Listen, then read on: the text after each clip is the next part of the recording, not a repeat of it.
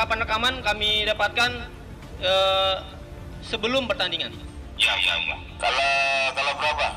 Indonesia khusus, target 2. Pelatih Timnas di bawah usia 23 tahun Aji Santoso dan Wakil Presiden Yusuf Kala menyerahkan penuntasan dugaan pengaturan skor di SEA Games kepada kepolisian. Berikut adalah kutipan pernyataan mereka.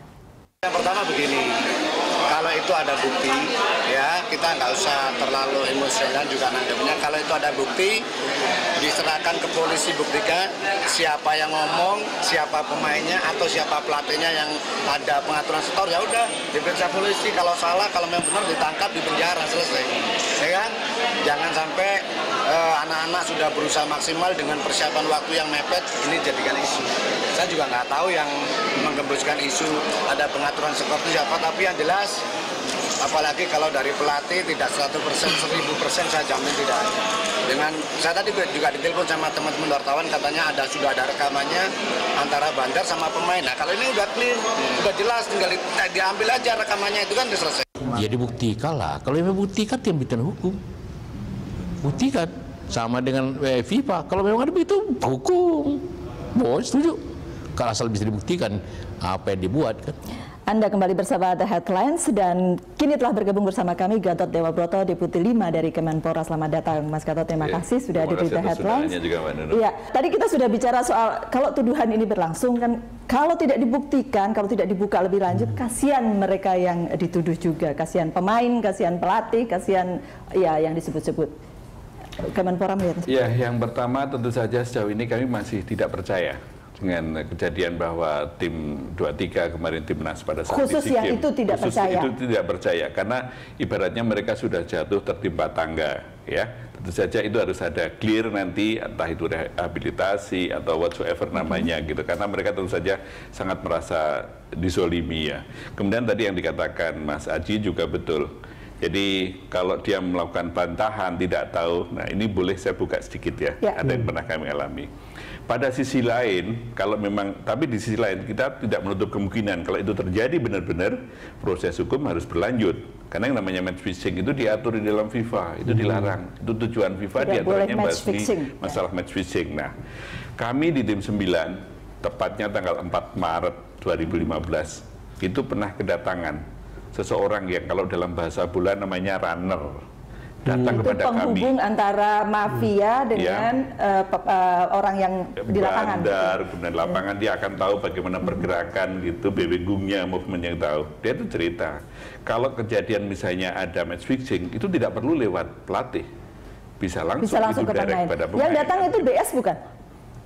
Kalau memang itu namanya sama, identitasnya sama, figur bentuknya sama, kami juga harus mengakui mungkin sama. Mungkin sama, tapi inisialnya memang BS. Inisialnya BS itu.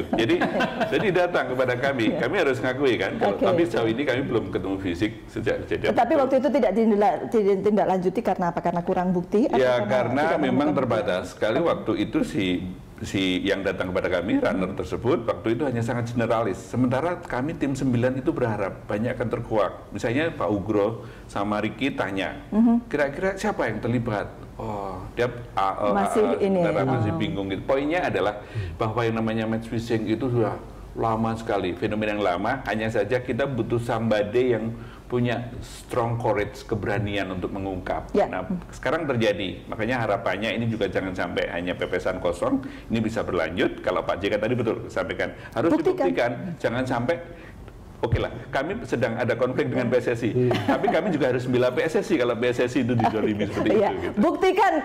Buktikan kalau ada masalah, ada match fixing, ada pengaturan skor gitu. Iya, tadi kan saya bilang dong, ini sebenarnya tinggal selangkah lagi ke tangan aparat penegak hukum. Tapi menurut saya Mas Gatot, apalagi yang susah?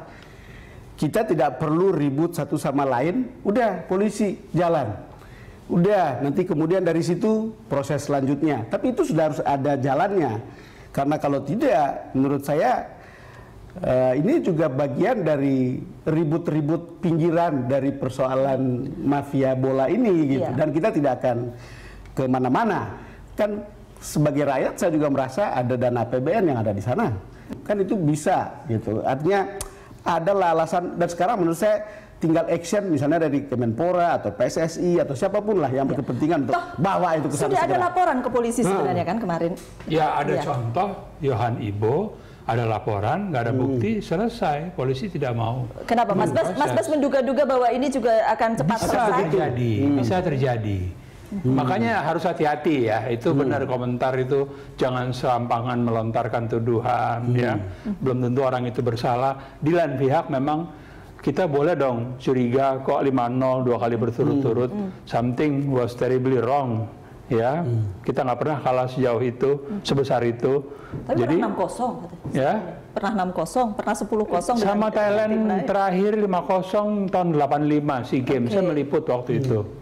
Setelah itu nggak pernah kejadian kalah 5-0. Ini bukan hanya lawan Thailand, Vietnam juga 10-0 tanpa balas. Terus terang, saya sebagai reporter sepak bola curiga. Boleh dong curiga. Mas Tommy. Ya, soal Yohan Ibo. Hukum sepak bola adalah menyangkut anggotanya. Terkait Yohan Ibo, saat kejadian hari ini kita cek bahwa dia tidak terdaftar sebagai member klub manapun.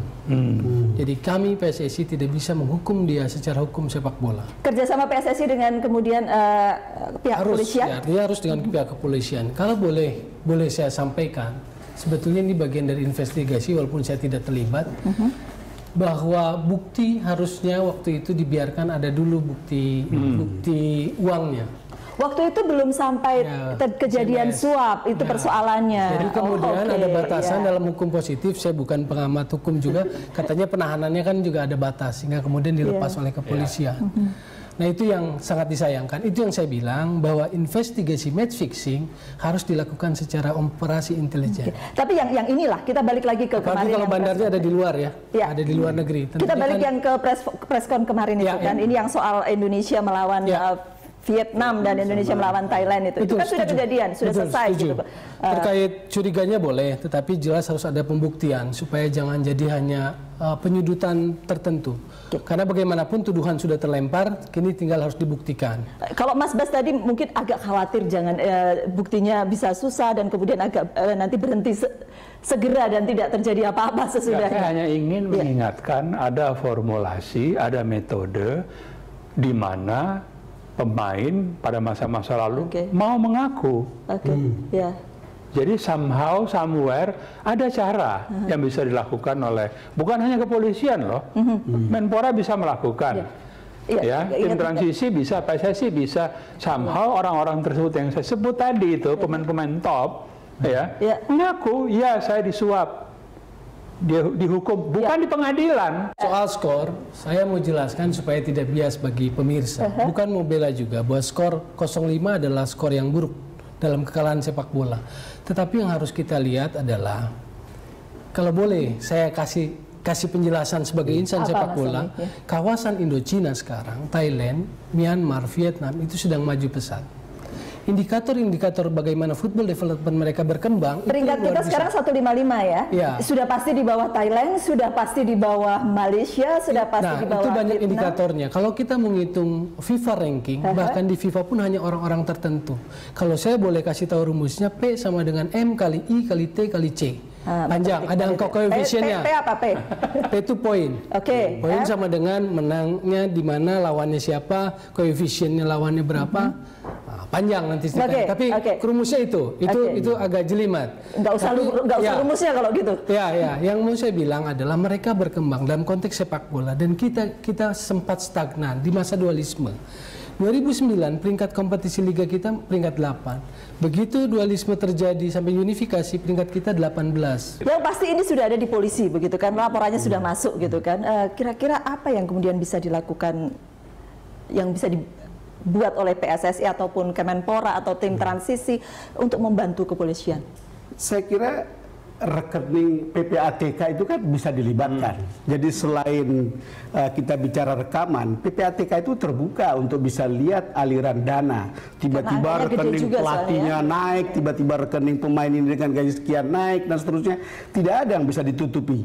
Wong untuk FIFA yang penentuan tuan rumah Piala Dunia aja sudah ada 53 rekening yang dicurigai sebagai tempat money laundering. Ini bagus sekali dari Bang Don gitu. Kebetulan tanggal 25 April 2015 Lagi-lagi itu rekomendasi dari tim 9. Tim 9 itu rekomendasinya dari 9 rekomendasi, satu diantaranya adalah harus ada MOU antara Kemenpora sama PPATK. Karena sebelumnya, waktu orang PPATK diundang ke tim 9, boleh nggak kami minta tahu pemain ini ada match fixing itu? Nggak bisa Pak, seorang sekelas setinggi Pak Imam Nahrawi tetap dianggap rakyat biasa.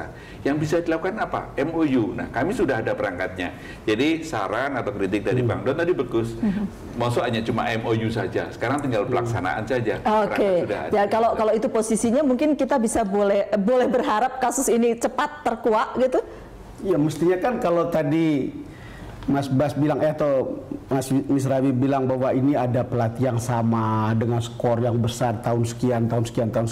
Ini kan prasangka yang layak dicari tahu di dalam. Tapi bukan berarti kemudian mesti menuduh gitu ya. Tidak harus menuduh, tetapi kan daripada ribut terus-menerus di luaran, taruh aja di atas meja pengadilan. Saya di situ, Mas. Nanti di situ akan dibuktikan ini ada atau tidak, supaya saya juga tidak bingung sebagai rakyat nonton bola kita kok cuma segini gitu. Karena ini kan pesta rakyat sebetulnya. Kita ributin ini karena hampir semua orang ingin nonton sepak bola. Bang Don sebagai penggemar bola soalnya. Jangan-jangan nggak nonton lagi. Pemain-pemain itu memakai bendera putih dan Garuda. Iya, itu lebih nama kita loh itu. Tidak main-main begitu ya. Kita break dulu, kita akan lanjutkan nanti ya. Kami akan kembali untuk Anda sesaat lagi.